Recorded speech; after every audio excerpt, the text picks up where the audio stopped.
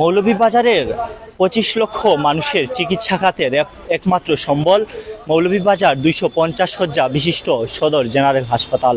তবে এই সদর হাসপাতালকে নিয়েই দীর্ঘদিন ধরে চলছে ভুক্তভোগীদের নানান ধরনের অভিযোগ।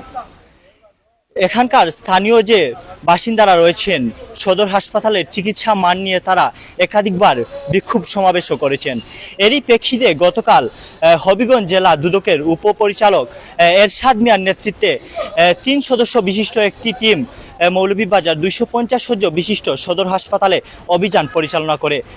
তবে এই অভিযান পরিচালনা সূত্রে দুদক আমাদেরকে যেমনটি জানায়, তাদের কাছে অভিযোগ ছিল হাসপাতালের নিয়োগ বাণিজ্য নিয়ে, চিকিৎসা খাত নিম্নমানের চিকিৎসা সেবা ও খাবার অনেকটাই নিম্নমানের দেওয়া হয়েছে। তবে দুদক বলছে তাদের অভিযানের পর এরকম কোনো অভিযোগের সত্যতা তারা পায়নি।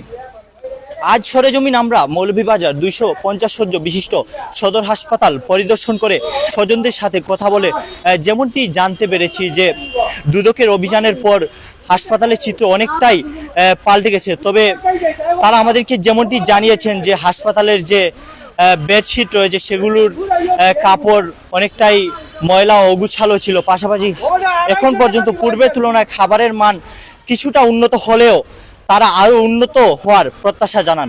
পাশাপাশি মৌলভীবাজার সদর হাসপাতালের যে রোগীর স্বজনরা রয়েছেন তারা আমাদেরকে জানান যে দূর দূরান্ত থেকে তারা আসেন, তারা মধ্যবিত্ত অনেকেই আসেন আসলে এই সদর হাসপাতালে চিকিৎসা নিতে।